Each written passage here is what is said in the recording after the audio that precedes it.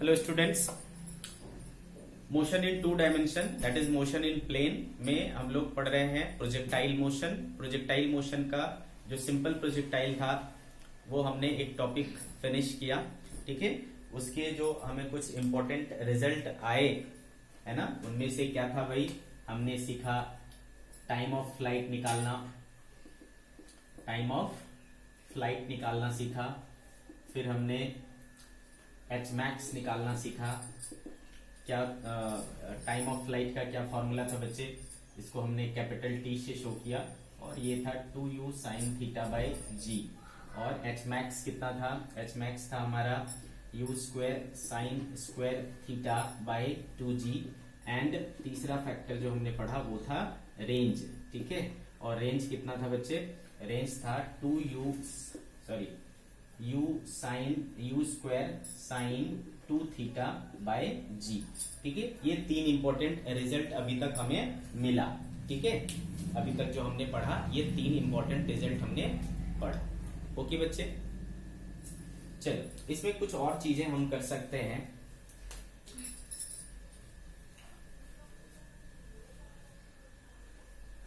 अगर मैं मान लू बेटा कि इस तरीके से मैं फेंक रहा हूं, ये हमारा एक्स एक्सिस है और ये वाई एक्सिस है, मींस ये जो है हॉरिजॉन्टल एक्सिस हुआ और ये क्या हुआ, वर्टिकल एक्सिस हुआ।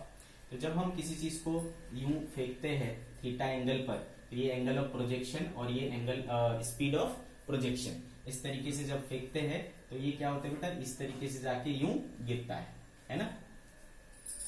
ये सीखा है हमने अभी तक, ठीक है। तो इसी को अपन क्या बोलते हैं, एच मैक्स बोलते हैं और इसको अपन क्या बोलते हैं, रेंज बोलते हैं। और ये पूरे टाइम को क्या बोलते हैं हम लोग, टाइम ऑफ फ्लाइट बोलते हैं, जितने समय में ये ऊपर जाता है और आता है। ओके, आ रही बात समझ में।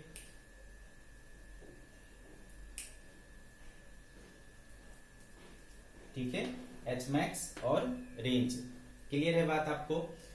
तो बच्चे मैंने आपको बोला कि ये थीटा एंगल है, तो ऑब्वियसली ये वाला एंगल क्या होगा बेटा, 90 माइनस थीटा। अच्छा, आपको पता है जब दो एंगल का सम 90 डिग्री होता है तो वो दोनों एंगल आपस में क्या कहलाते हैं बेटा, कॉम्प्लीमेंट्री एंगल कहलाते हैं। तो अगर मैंने एंगल ऑफ प्रोजेक्शन थीटा लिया तो इसका कॉम्प्लीमेंट्री एंगल क्या होगा भाई, कॉम्प्लीमेंट्री एंगल क्या हो जाएगा, 90 माइनस थीटा हो जाएगा बच्चे, ठीक है। अगर थीटा एंगल है और उसका कॉम्प्लीमेंट्री एंगल 90 माइनस थीटा है, आ रही बात समझ में। तो अगर मैं सेम स्पीड से किसी ऑब्जेक्ट को एक बार एक एंगल पर फेंकूं और उसके बाद दूसरे बार उसके कॉम्प्लीमेंट्री एंगल पर फेंकूं विद सेम स्पीड, तो हमें क्या देखने को मिलेगा, इस चीज के बारे में थोड़ा सा हम लोग स्टडी करेंगे, ठीक है। तो चलो समझते हैं, इसका असर देखते हैं। सबसे पहले टाइम ऑफ फ्लाइट पर, टाइम ऑफ फ्लाइट, ठीक है। फॉर एनी एंगल थीटा, ठीक है, फॉर एनी एंगल थीटा। मान लो टाइम ऑफ फ्लाइट कितना आता है, late time of flight t1, तो बेटा कितना हो जाएगा, हमारे पास फॉर्मूला है 2u साइन थीटा बाय जी, इसको मान लिया इक्वेशन नंबर 1, ठीक है। अब इसका कॉम्प्लीमेंट्री एंगल लेते हैं, है ना। For its complementary angle 90 minus theta. इस बार मान लो टाइम ऑफ फ्लाइट मैंने बोला t2, ठीक है। क्या लिया मैंने, t2, तो कितना हो जाएगा बेटा, 2u sine 90 minus theta by G, ऐसा हो जाएगा क्या बेटा। ये हो गया इक्वेशन नंबर 2। आ रही बात समझ में, क्लियर है। अब अगर मुझे इन दोनों टाइम ऑफ फ्लाइट का रेशियो चाहिए, ठीक है, इन दोनों टाइम ऑफ फ्लाइट का अगर मुझे रेशियो चाहिए, तो therefore t1 by t2 equal to क्या हो जाएगा बेटा, 2u sine theta by G upon 2u sine 90 minus theta by G. तो ये g और ये g और ये 2u और ये 2u कैंसिल हो गया बेटा, क्या बचा sign theta by sine 90 minus theta. तो साइन थीटा और साइन 90 माइनस थीटा क्या होता है बेटा, कॉस थीटा। ठीक है बेटा, तो sign theta by cos theta क्या हो जाता है, टेन थीटा। तो T1 बाई T2 का रेशियो आया टेन थीटा। क्या मतलब हुआ बेटा इसका, क्या मतलब हुआ कि अगर है ना एंगल और उसके कॉम्प्लीमेंट्री एंगल पर सेम स्पीड से फेंके तो दोनों बार जो टाइम ऑफ फ्लाइट लगेगा उसका जो रेशियो आएगा वो क्या होगा बेटा, इक्वल टू टेन थीटा होगा। ठीक है, टेंजेंट ऑफ एंगल होगा। आ रही बात समझ में, दोनों बार जो टाइम ऑफ फ्लाइट होगा वो टेंजेंट ऑफ एंगल होगा। आ रही कहानी समझ में आपको। ठीक है, तो ये एक इंपॉर्टेंट रिजल्ट हमें समझ में आया। इसको मैं एग्जांपल के थ्रू समझाता हूं बच्चे।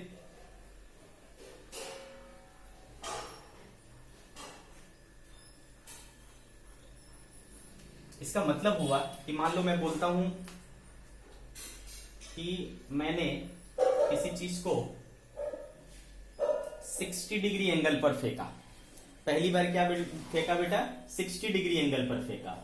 ठीक है, और दूसरी बार मैंने इसको 30 डिग्री एंगल पर फेंका। तो दोनों कॉम्प्लीमेंट्री है कि नहीं बेटा, 60 एंड 30। 60 एंड 30 क्या है बेटा, कॉम्प्लीमेंट्री एंगल है। ठीक है, 60 एंड 30 क्या है, कॉम्प्लीमेंट्री एंगल है। तो एक बार 60 डिग्री पर फेंकूं और एक बार 30 डिग्री पर फेंकूं। ठीक है, तो इसमें जो टाइम लगा, मान लो टाइम ऑफ फ्लाइट इस बार कितना हुआ, T1, और इस बार क्या हुआ मान लो T2। तो ये T1 और T2 का जो रेशियो होगा, ठीक है बच्चे, T1 और T2 का जो रेशियो होगा वो क्या होगा, 10/60 के बराबर होगा। ठीक है बच्चे, ओरिजिनल एंगल क्या है 60, फिर उसका हमने क्या निकाला कॉम्प्लीमेंट्री 30। ठीक है, तो 60 के रिस्पेक्ट में लिया तो ये क्या हो गया बेटा 10/60। 10/60 की वैल्यू क्या होती है, √3 टाइम्स होती है। ठीक है, √3 होती है। तो T1 बराबर क्या होगा बेटा, T2 √3। क्या मतलब हुआ इसका, इसकी तुलना में इसका टाइम ऑफ फ्लाइट ज्यादा होगा, ये ज्यादा देर तक हवा में रहेगा और ये जल्दी गिर जाएगा। आई क्या बात समझ में, टाइम ऑफ फ्लाइट किसका ज्यादा होगा बेटा, जिसका एंगल ज्यादा है। क्लियर है, टाइम ऑफ फ्लाइट किसका ज्यादा होगा, जिसका एंगल ज्यादा है। Okay, understood this topic. Okay,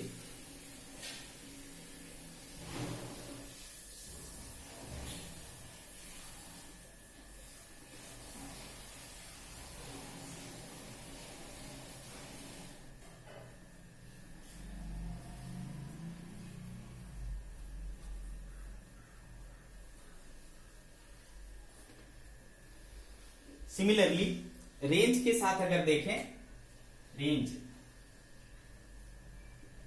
ठीक है बेटा, रेंज के साथ देखें तो फॉर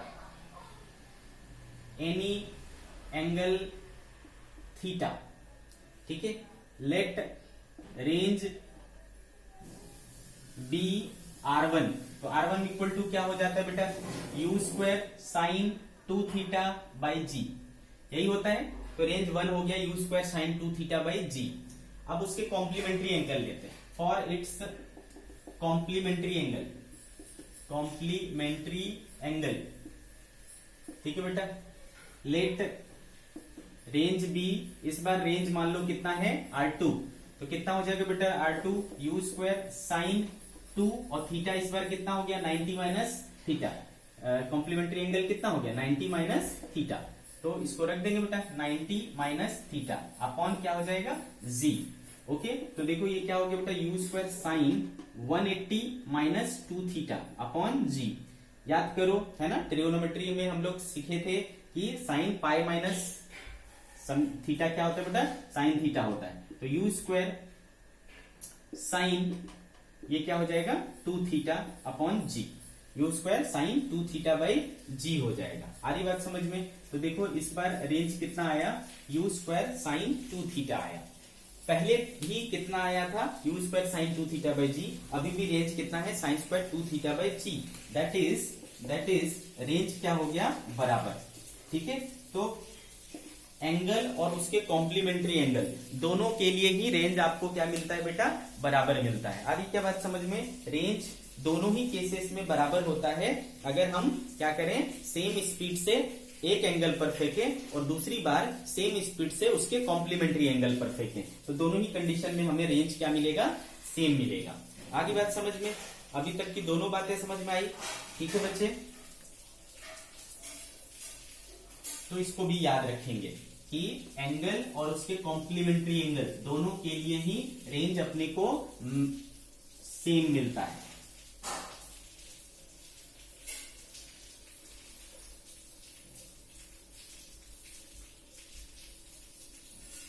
तो अभी जो दोनों बातें हमने डिस्कस की उससे हमें क्या समझ में आया बच्चा, कि अगर मैं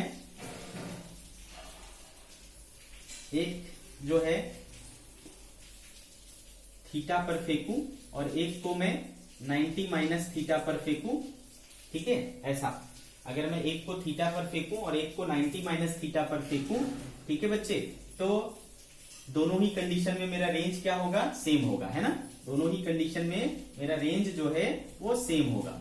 लेकिन क्या होगा बेटा, एक जो है अलग ऊंचाई पर जाएगा और दूसरा अलग ऊंचाई पर जाएगा, है ना। लेकिन और टाइम ऑफ फ्लाइट भी दोनों का क्या होगा, अलग अलग होगा। आपने देखा इसमें मान लो टाइम ऑफ फ्लाइट कितना लगता है 1 और इसमें लगता है मान लो टाइम ऑफ फ्लाइट 2। तो जिसका एंगल ज्यादा होता है उसका टाइम ऑफ फ्लाइट आपने ज्यादा देखा, तो ये ज्यादा समय लेगा, ये कम समय लेगा, लेकिन दोनों एक साथ दोनों पहुंचेगा एक ही जगह पर, दोनों क्या होगा, सेम जगह पर पहुंचेगा। आ रही बात समझ में, क्लियर है, रेंज दोनों का सेम होगा। ये अभी तक के डिस्कशन से हमें समझ में आया।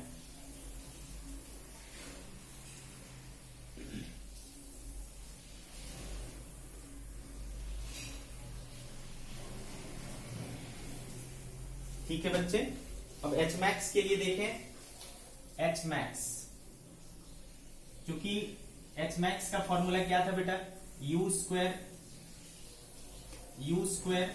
Sign square theta by 2g था, है ना। You square sine square theta by 2g ये चीज था। सारी बात समझ में आपको। तो बच्चे अगेन फिर से अगर हम इसके लिए भी वही चीज करें, ठीक है, कोई एक एंगल ले, फॉर एनी एंगल थीटा, ठीक है, H1 कितना हो जाएगा, late maximum height B H1 कितना हो जाएगा बेटा, u square sine square theta by 2g, ऐसा हो जाएगा। सिमिलरली इसके कॉम्प्लीमेंट्री एंगल के लिए, फॉर इट्स कॉम्प्लीमेंट्री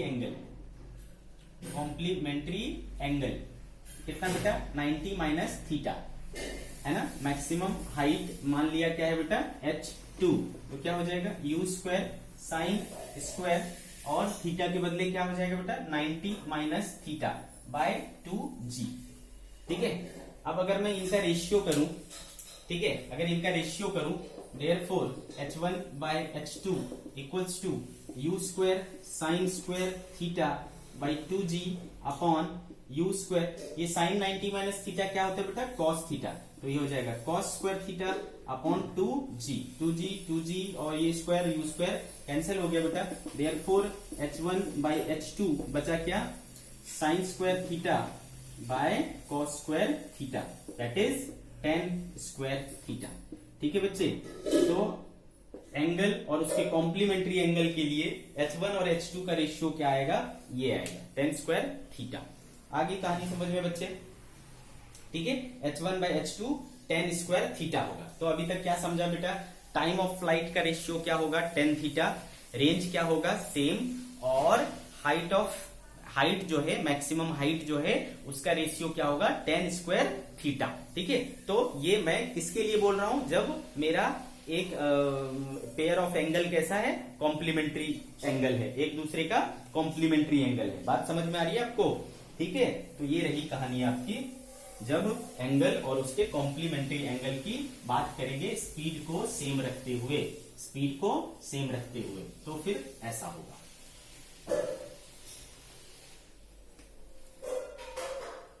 तो भाई ये एंगल और उसके कॉम्प्लीमेंट्री एंगल की बात खत्म हुई, एंगल और उसके कॉम्प्लीमेंट्री एंगल की कहानी खत्म हुई। अब देखो दूसरे चीजों पर आते हैं, ठीक है, नोट करके समझेंगे। इसको आप क्वेश्चन भी समझ सकते हो और आप थ्योरी भी समझ सकते हो, मतलब इसको थ्योरी के रूप में भी यूज कर सकते हो और क्वेश्चन भी आएंगे इसके, ठीक है, डायरेक्टली क्वेश्चन भी हो सकता है। जैसे कि मान लो बोलता हूं कि मैंने किसी चीज को यूं फेंका, ठीक है, यू स्पीड से और हॉरिजॉन्टल के साथ थीटा एंगल पर फेंका, तो ये क्या करेगा बेटा, इस तरीके से जाके और यूं गिरेगा, ठीक है बेटा, ऐसे गिरेगा। तो मान लो किसी पर्टिकुलर समय पर, है ना, कहीं किसी समय यहां पर पहुंच गया, ये जो बॉल है जिसको आपने फेंका था वो यहां पहुंच गया। इस पॉइंट को बोलता हूं ओ, ठीक है, इसको बोलता हूं ए, और इसको बोलता हूं बी, और इसको बोलता हूं सी, ठीक है बेटा। अब ये ऑब्वियसली दिख रहा है कि ये जो बी पॉइंट है वो ग्राउंड से कितने ऊंचाई पर है, मान लो स्मॉल एच ऊंचाई पर है। कितने ऊंचाई पर है बच्चे, स्मॉल एच ऊंचाई पर है। ओके, अब अगर मैं बोलूं कि ओ से यहां तक जाने में, ओ से बी तक जाने में, ओ से बी तक जाने में T1 समय लगा, कितना समय लगा, T1, और बी से सी तक आने में कितना समय लगा, T2, ठीक है बच्चे।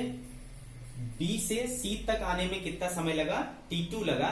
तो बताओ ये हाइट कितनी होगी, what will be this height, ठीक है। क्वेश्चन क्या है, मैंने आपको समझ में आया, मैंने यहां से u स्पीड से थीटा एंगल पर फेंका, वो एक समय में यहां पहुंचा, तो यहां तक पहुंचने में इसको कितना समय लगा बेटा, T1।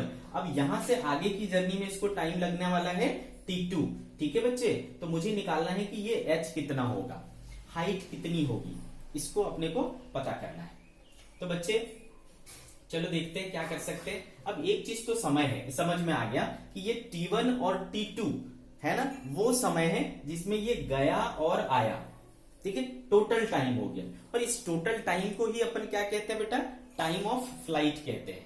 आ रही बात समझ में, इस टोटल टाइम को ही अपन क्या कहते हैं, टाइम ऑफ फ्लाइट कहते हैं, ठीक है। तो बेटा O से B जाने में कितना समय लगा था, T1, और B से C जाने में कितना समय लगा था, T2, ठीक है। और टोटल टाइम ऑफ फ्लाइट क्या हो जाएगा, टाइम ऑफ फ्लाइट जो है ना, कैपिटल T, तो वो कितना हो जाएगा बेटा, T1 प्लस T2 हो जाएगा। और हमको पता है बेटा टाइम ऑफ फ्लाइट होता क्या है actually, 2u sine theta bye g होता है, equals to T1 plus T2 हो गया इस क्वेश्चन के हिसाब से। तो u sine theta equal to क्या हो जाएगा बेटा, g into T1 plus T2 by 2। इसको मान लिया मैंने क्वेश्चन नंबर 1, इसको मान लिया मैंने क्वेश्चन नंबर 1। अच्छा, अब ये चीज आपको पता है बेटा, u को कंपोनेंट तोड़ेंगे तो इधर आएगा u cos थीटा और इधर जाएगा u साइन थीटा। इसको क्या बोलोगे बेटा, uy। इधर एक्सेलरेशन भी होता है क्या, यस, एक्सेलरेशन भी होता है, माइनस g, है ना। इसको क्या बोलेंगे, ux। इस डायरेक्शन में एक्सेलरेशन होता है सर, नहीं होता, 0 होता है। तो हाइट जो ट्रेवल करेगा वो किस एक्सिस पर करेगा बेटा, वर्टिकल एक्सिस पर करेगा, वाई एक्सिस पर करेगा। तो हमें अगर h निकालना है तो किस एक्सिस पर इक्वेशन लगाना पड़ेगा, वाई एक्सिस पर लगाना पड़ेगा। तो चूंकि हमने पढ़ा हुआ है बेटा, चूंकि हमने पढ़ा हुआ है y इक्वल टू क्या होता है बेटा, u by t plus half a y t का स्क्वायर, ठीक है बेटा। तो h हाइट तक जाने में उसको कितना समय लगा था, देखो T1, ठीक है, h हाइट पर वो कितने समय बाद है, T1 समय बाद है। तो मैं कौन सा टाइम लूंगा, T1 लूंगा। देयरफॉर तो y की जगह क्या हो जाएगा बेटा, h हो जाएगा। uy देखो कितना है, u साइन थीटा, तो u साइन थीटा, और टाइम कितना लगा है वहां तक जाने में, T1 प्लस हाफ ay कितना है बेटा, माइनस g, और टाइम कितना लगा है भाई, T1, तो T1 का स्क्वायर हो जाएगा। तो h इक्वल्स टू हो गया u साइन थीटा, तो h equals to u sine theta into T1। अच्छा, ये जो u साइन थीटा है, इससे यहां से इसकी वैल्यू पुट कर सकते हैं बच्चे, u साइन थीटा की वैल्यू, तो g by 2 into T1 plus T2, ये हो गया u साइन थीटा की वैल्यू, इंटू क्या है, T1 प्लस नहीं माइनस हो जाएगा, है ना, minus half g T1 square, ऐसा हो जाएगा, ठीक है। चलो सिंप्लीफाई करो इसको सिंप्लीफाई करोगे तो क्या हो जाएगा बेटा, h इक्वल्स टू देखो g बाई 2 T1 स्क्वायर हो जाएगा, तो g बाई 2 T1 का square plus g T1 T2 by 2, plus G T1 T2 by 2 और माइनस में क्या है बेटा जी T1 स्क्वायर बाय 2 ये वाला। ठीक है बेटा, तो क्या दिख रहा है ये plus G T1 square by 2 और ये minus g T1 square by 2 cancel हो जा रहा है। Therefore small h equals to क्या हो गया जी T1 T2 बाय 2। आप चाहो तो इसको डायरेक्ट रिजल्ट याद रख सकते हो, ठीक है, या क्वेश्चन आएगा तो आप इसको सॉल्व कर सकते हो। आ रही बात समझ में कि किसी पर्टिकुलर जगह पर वो जाते में T1 समय लगाया है, मतलब वहां तक पहुंचने में T1 समय लगाया है और आगे के लिए उसको कितना समय है T2 समय है, तो वो कितनी हाइट पर है भाई, तो G into T1 T2 by 2। ठीक है, इस तरीके से आप इसको डायरेक्ट फॉर्मूले के तौर पर भी यूज कर सकते हो। ठीक है, directly. Okay, understood, well understood. ठीक है भाई,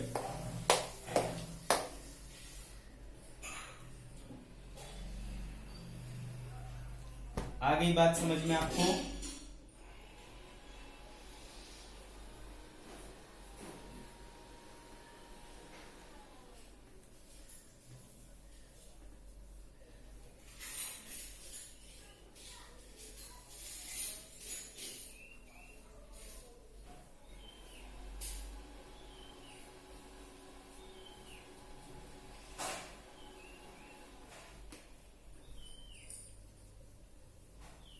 चलो भाई, यहां तक की बात अपने को समझ में आ गई। अब देखो बेटा, हमने सीखा है, अगेन नोट करके लिखेंगे, नोट करके लिखा है, ये सब डायरेक्टली अपन रिजल्ट के तौर पर यूज करेंगे कि चूंकि एच मैक्स कितना है बेटा, एच मैक्स का फॉर्मूला क्या था, U square sine square theta by 2g था ना। ऑल्सो रेंज का फॉर्मूला क्या था, रेंज का फॉर्मूला था U square sine 2 theta by G, ये फॉर्मूला था। अगर मैं इन दोनों को डिवाइड कर दूं, इक्वेशन 1 इक्वेशन 2 इसको डिवाइड कर दूं, तो h बाय आर क्या हो जाएगा बेटा, h मैक्स बाय आर क्या हो जाएगा, U square sine square theta by 2g upon you square. अच्छा, साइन 2 थीटा क्या होता है बेटा, 2 sine theta cos theta by G, G कटा बेटा, जी कटा, यू स्क्वायर कटा, यू स्क्वायर कटा, क्या बचा, एक साइन थीटा भी कट जाएगा, क्या एक साइन थीटा भी कट जाएगा, ये 2 नीचे आ जाएगा, 2 2 जा 4 हो जाएगा, तो sign theta bye 4 cos theta, ये आ जाएगा बेटा एच मैक्स बाय आर। ठीक है, तो therefore h max by r equal to क्या हो जाएगा बेटा 1/4 tan theta. H max by r equal to क्या हो जाएगा 1/4 tan थीटा। ठीक है, तो ये याद रखना बेटा, एच मैक्स और आर के बीच में क्या रिलेशन होता है, tan थीटा बाई 4। ठीक है, tan थीटा बाई 4। चाहो तो इसको दूसरे तरीके से याद रख सकते हो, तो आर बराबर क्या हो जाएगा बेटा 4 times H max bye tan theta. ठीक है, आ रही बात समझ में? ओके, या फिर आप इसको बोल सकते हो R by h max equals to 4 cot theta. R by h max equal to क्या होगा 4 कॉट थीटा। ओके बच्चे, 4 कॉट थीटा। जैसे कि एग्जाम्पल के तौर पर मैं ले लेता हूं, एक एग्जाम्पल ले लेता हूं, suppose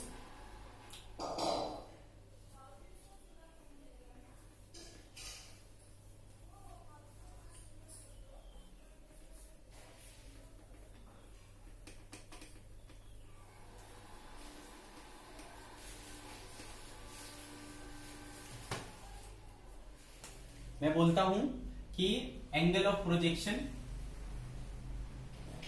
if angle of projection is 45 degree, if angle of projection is 45 degree, then find ratio of range and maximum height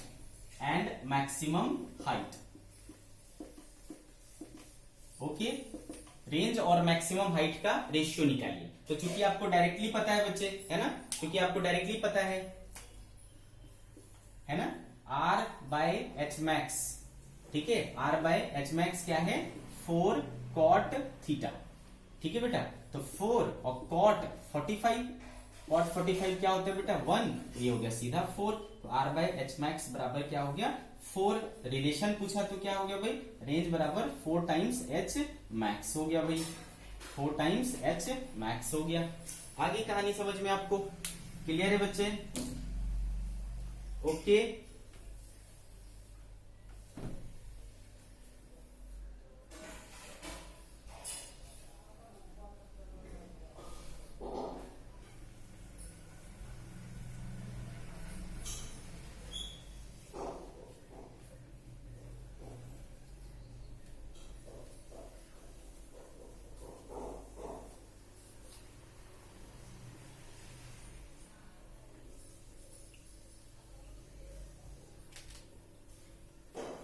चलो बेटा आगे बढ़ते हैं, कुछ एग्जांपल सॉल्व करेंगे हम लोग। ओके बच्चे, लेट्स सॉल्व सम एग्जांपल्स। बोल रहे हैं बेटा example, a grasshopper can jump, a grasshopper can jump up to a height h, up to a height small h. Find the maximum distance, find the maximum distance, okay बच्चे, find the maximum distance through which it can jump, through which it can jump along the horizontal ground, along the horizontal ground. Okay बच्चे, along the horizontal ground. This is the question. A grasshopper can jump up to a height h. Find the maximum distance through which it can jump along the horizontal ground. ठीक है, इस question को ध्यान से आपने पढ़ लिया, और अगर पढ़ लिया तो चलो इसको सॉल्व करते हैं। ठीक है बच्चे, तो एक grasshopper can jump up to a height h, वो मैक्सिमम कितना हाइट जंप मार सकता है। अब भाई जब अगर आपको जंप मारने कहा जाता है तो जंप आप कैसे मारोगे, है ना, जंप इस तरीके से, ठीक है, सीधा इस तरीके से अगर आप उछले इस तरीके से, मतलब वर्टिकली, तो आप क्या कर पाओगे, मैक्सिमम ऊंचाई तक जा पाओगे। क्लियर है? जैसा कि हमने पहले आपको एक एग्जांपल करके दिखाया भी था, है ना। कैसे बच्चा, देखो, क्योंकि आपके पास एच मैक्स का फॉर्मूला क्या था, एच मैक्स का फॉर्मूला था U square sine square theta by 2g। तो बेटा एच मैक्स कब मैक्सिमम होगा, सेम स्पीड के लिए कितना मैक्सिमम हाइट हो सकता है भाई, तो उसके लिए आपको इसको क्या करना पड़ेगा, मैक्सिमम करना पड़ेगा। इसको मैक्सिमम वैल्यू साइन थीटा की क्या होती है बेटा 1 होती है, तो उस कंडीशन में आपका क्या हो जाएगा बेटा H max U square by G हो जाएगा, और उस कंडीशन में आपको साइन थीटा क्या लेना पड़ेगा 1 लेना पड़ेगा। साइन थीटा 1 कब होगा, जब थीटा इक्वल्स टू 90 डिग्री होगा। थीटा इक्वल्स टू 90 डिग्री होगा, दैट मीन्स कि आप वर्टिकली अप मूव कर रहे हो, वर्टिकली ऊपर जा रहे हो। ठीक है, तो जब आप पूरी तरीके से वर्टिकली ऊपर की तरफ कूदोगे तो आपके पास मैक्सिमम हाइट गेन करने का चांस रहेगा। ओके बच्चे, मैक्सिमम हाइट गेन करने का चांस रहेगा। ओके, तो आपको समझ में आ गया कि मैक्सिमम हाइट जो है अगर आपको जानी है तो आप कितना जा सकते हो, यू स्क्वायर बाई जी, और उसके लिए क्या जरूरी है, वर्टिकली अपवर्ड डायरेक्शन में चलना।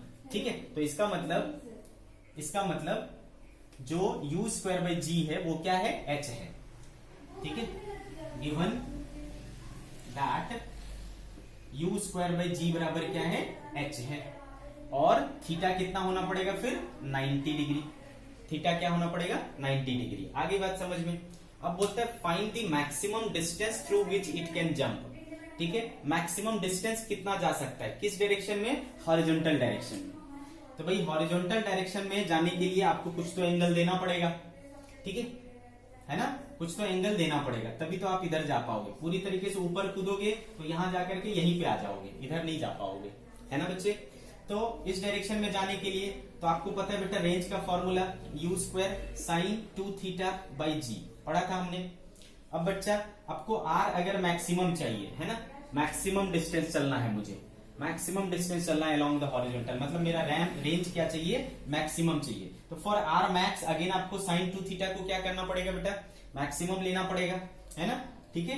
तो देयरफॉर आर मैक्स हो जाएगा, इसकी वैल्यू 1 पुट कर दोगे तो क्या बच जाएगा बेटा, u square by g, sorry ये यू स्क्वायर बाई 2g था ना, ये यू स्क्वायर बाई 2g था बेटा, u square sine square theta by 2g ना, ठीक है, तो 2g याद रखना। यहां पर क्या आ गया बेटा, range maximum U square by G. तो देखो चूंकि यहां से यू स्क्वायर बाई 2g बराबर h आया, therefore u square by g equal to क्या हो जाएगा, 2 टाइम्स h हो जाएगा, ठीक है बच्चे, 2 टाइम्स h हो जाएगा। तो ये देखो यू स्क्वायर बाई जी के बदले अपन क्या रख सकते हैं, ट्वाइस ऑफ h रख सकते हैं। तो वो मैक्सिमम कितना दूर जा सकता है बेटा, ट्वाइस ऑफ h जा सकता है।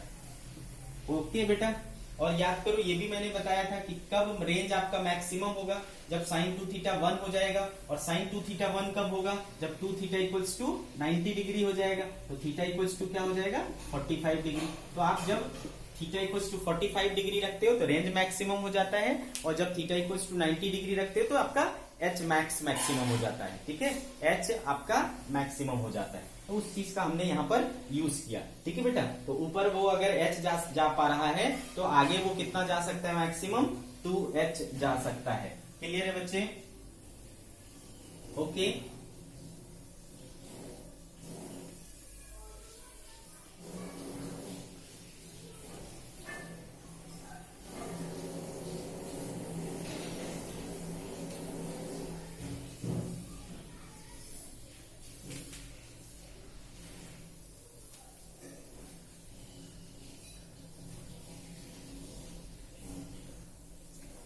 Next example,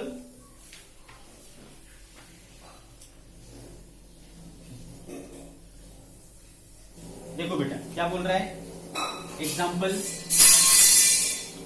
eight what angle should a projectile be throne, eight what angle should a projectile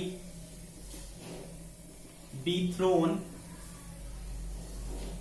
should a projectile be thrown such that the horizontal range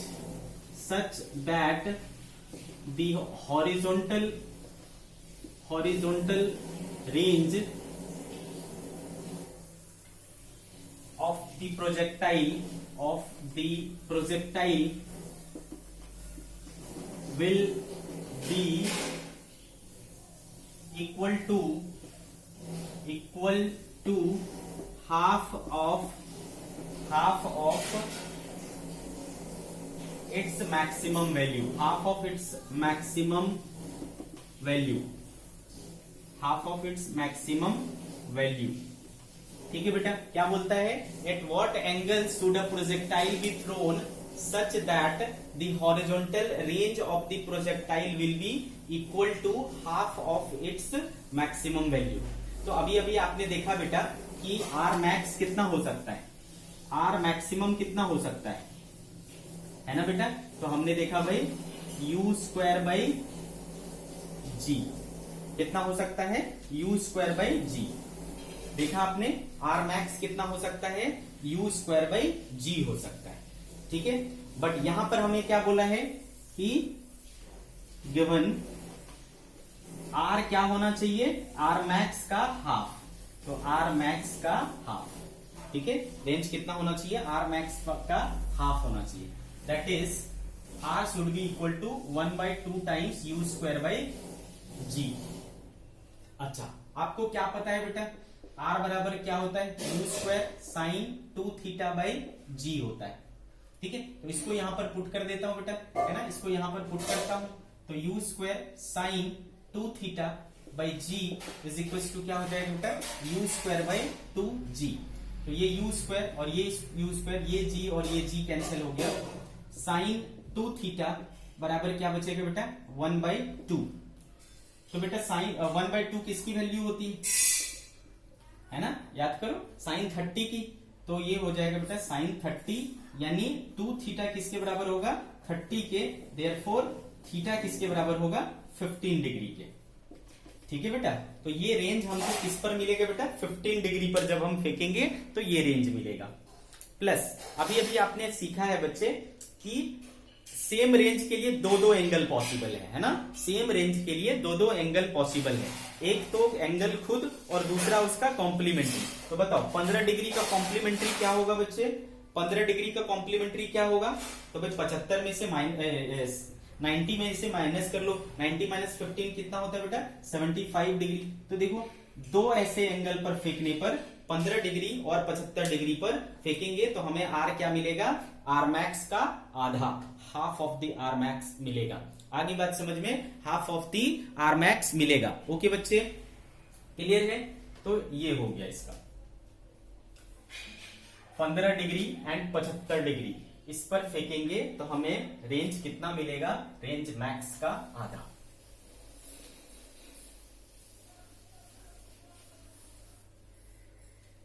चलो नेक्स्ट एग्जांपल लेते हैं।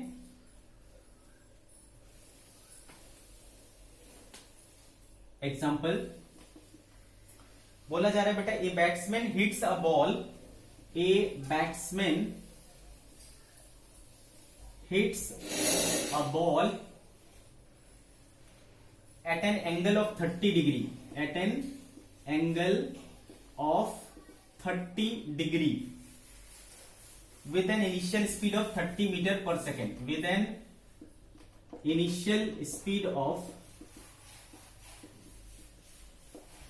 30 meter per second, assuming that the ball travels, assuming that the ball travels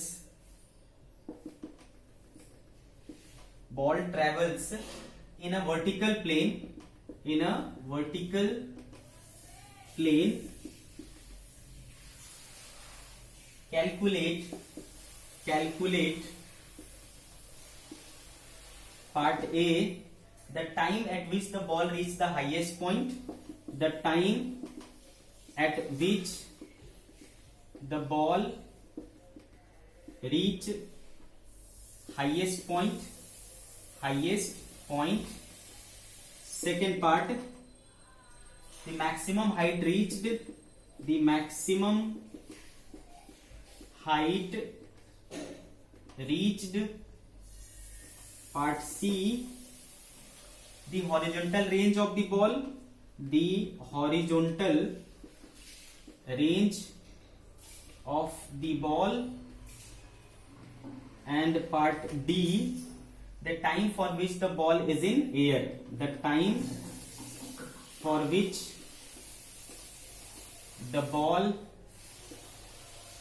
is in air, okay, the time for which the ball is in air, okay। इन चारों चीजों को अपने को निकालना है। तो ये बहुत सिंपल है बच्चे,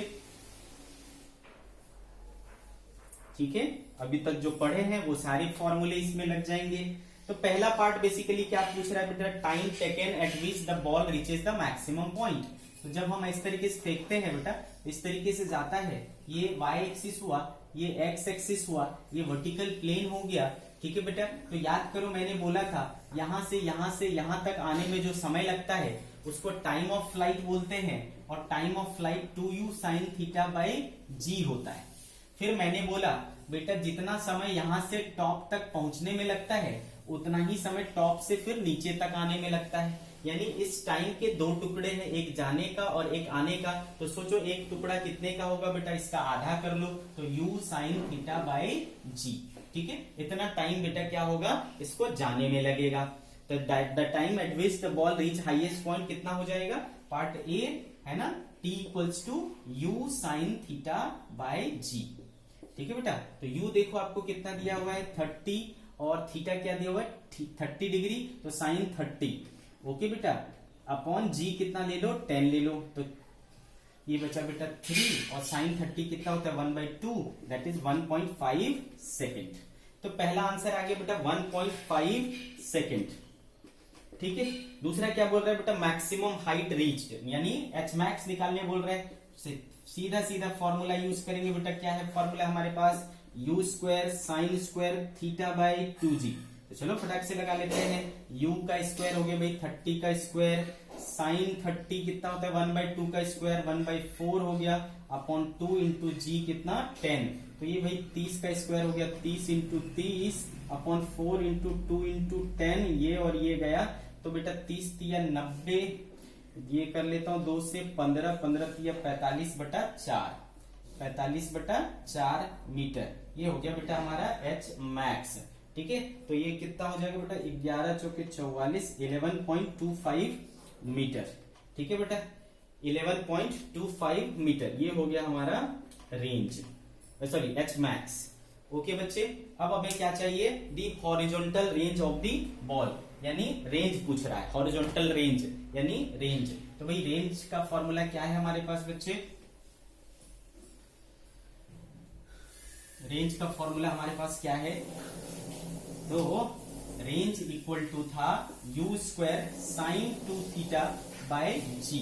तो u का स्क्वायर क्या हो गया भाई 30 इंटू 30 और साइन 2 थीटा, थीटा 30 है तो 2 थीटा क्या हो जाएगा 60, तो साइन 60 अपॉन जी, जी यानी कितना बेटा 10, तो ये कट गया बेटा 30 या 90 और साइन 60 कितना होता है √3/2, 2 से 45, तो 45√3 मीटर। तो रेंज कितना हो गया बेटा 45√3 metre, 45√3 metre. Time of flight for which the ball is in air, तो जैसा कि पता है बच्चे अपने को कि time for which the ball is in air, इसी को तो अपन क्या कहते हैं टाइम ऑफ फ्लाइट कहते हैं, यानी 2u sin theta by G. तो अभी देखा था बेटा यहां से यहां तक जाने का 1.5 सेकेंड लगा था, आने का भी 1.5 सेकेंड, तो कितना हो जाएगा बेटा दोनों मिलाकर के 3 सेकेंड। तो टाइम ऑफ फ्लाइट हो गया 3 सेकेंड। अंडरस्टूड बच्चे, 3 सेकेंड। ओके, क्लियर है।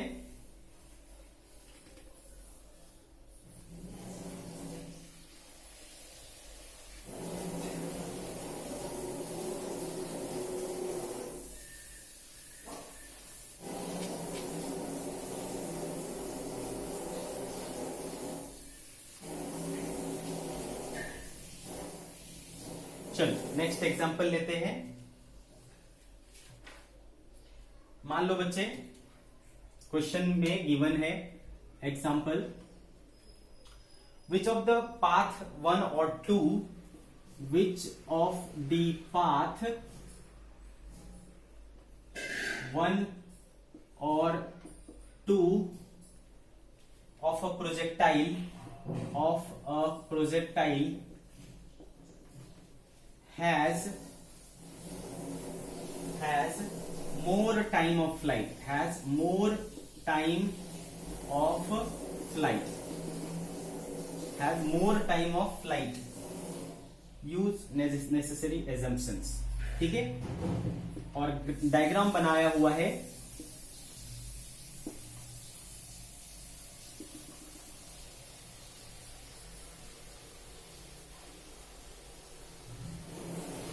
इस तरीके का डायग्राम बनाया हुआ है बच्चे। ठीक है, इस तरीके का डायग्राम बनाया हुआ है, ये पाथ 1 का है और ये पाथ 2 का है। ठीक है बच्चे, और क्या है ये y एक्सिस और ये x एक्सिस।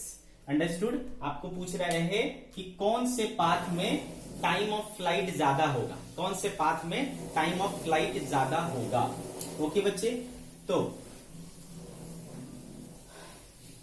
दोनों को सेम स्पीड से फेंका गया है, स्पीड दोनों का सेम है, बस एंगल अलग अलग है। ठीक है बच्चे, दोनों का एंगल अलग अलग है, नहीं स्पीड सेम है ऐसा नहीं दिया, विच ऑफ द पाथ सिर्फ ऐसा दिया है।